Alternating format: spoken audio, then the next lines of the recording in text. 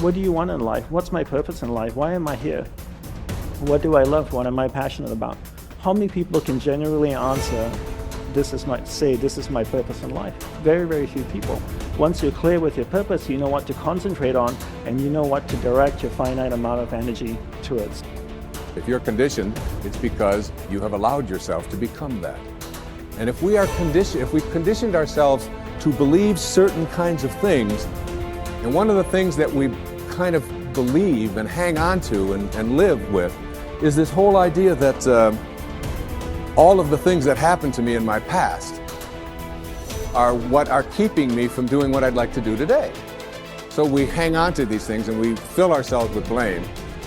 You have some options. Here you are exploring the variety of your environment and coming into alignment with who you really are, and then allowing all of that to flow through you too.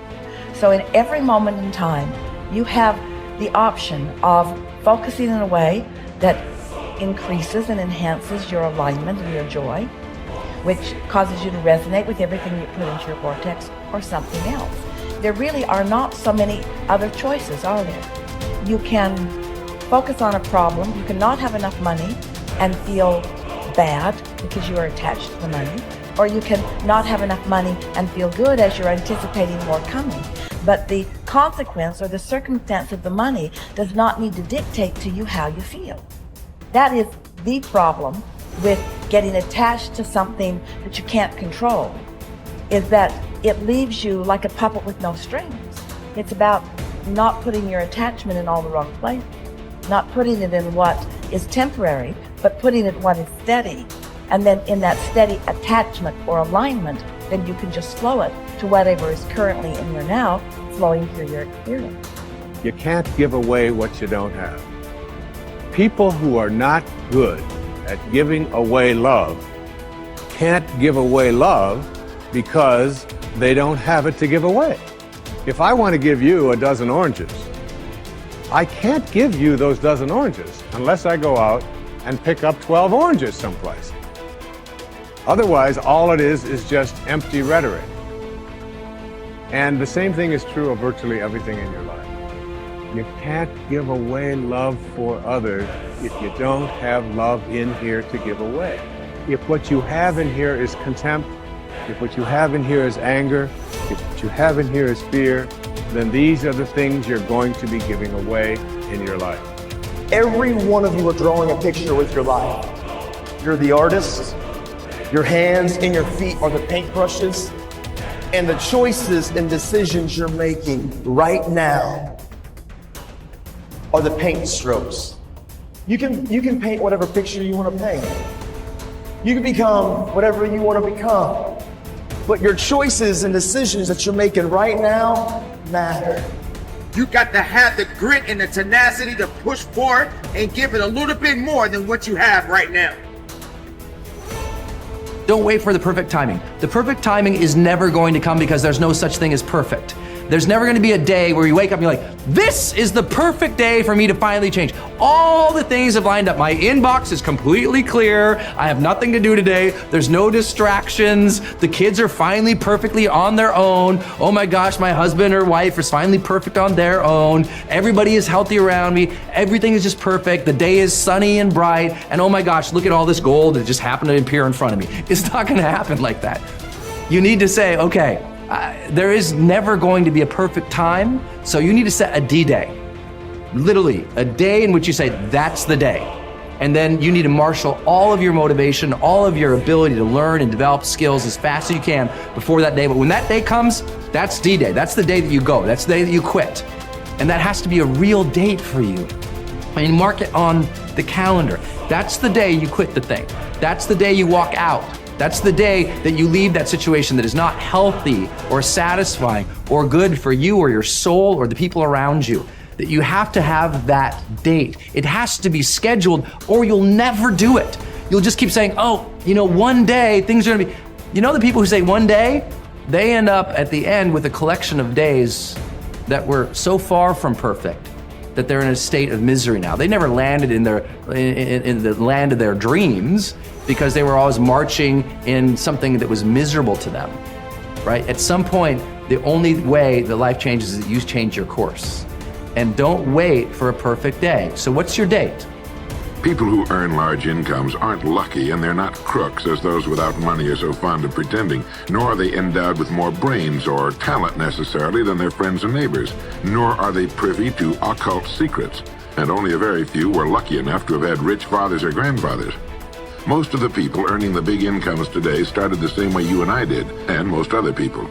The only difference between the men who earn big incomes and those who earn small incomes is that those earning big incomes decided to earn more. They're the people who made it their business to earn more. You see, people do what they make up their minds to do. So get rid of the ancient superstition once and for all that people who earn big money are special people, are lucky, or get the breaks, or had money to begin with, or knew someone, or are smarter, or anything else. These are alibis. They can all be disproved 1,000 times. The reason there are so many of these alibis around is that men who fail to make the grade financially are seldom honest enough to just admit that they really didn't try and keep trying. So in order to justify their failure, in order to remain seated, they dream up and pass along these old alibis. We're all self-made, but only the successful will admit it. The commitments we make to ourselves and to others, and our integrity to those commitments, is the essence and clearest manifestation of our proactivity. It is also the essence of our growth through our human endowments of self-awareness and conscience. We become conscious of areas of weakness, areas for improvement, areas of talent that could be developed, areas that need to be changed or eliminated from our lives. Then, as we recognize and use our imagination and independent will to act on that awareness, making promises, setting goals, and being true to them, we build the strength of character, the being that makes possible every other positive thing in our lives. It is here that we find two ways to put ourselves in control of our lives immediately. We can make a promise and keep it, or we can set a goal and work to achieve it. As we make and keep commitments, even small commitments, we begin to establish an inner integrity that gives us the awareness of self-control and the courage and strength to accept more of the responsibility for our own life. By making and keeping promises to ourselves and others, little by little, our honor becomes greater than our mood. The power to make and keep commitments to ourselves is the essence of developing the basic habits of effectiveness. Knowledge, skill, and desire are all within our control. We can work on any one to improve the balance of the three. As the area of intersection becomes larger, we more deeply internalize the principles upon which the habits are based and create the strength of character to move us in a balanced way toward increasing effectiveness in our lives. Get stronger. You can develop the muscle. You can develop the courage muscle. You can develop the inspiration muscle. You can develop the dedication muscle. You can get stronger. There isn't anybody here that can't get stronger. Next time we see you, may not even recognize you. How strong you're going to be able to become in language, in style, and personality, the ability to cope, the ability to handle with anything that happens, no matter what happens.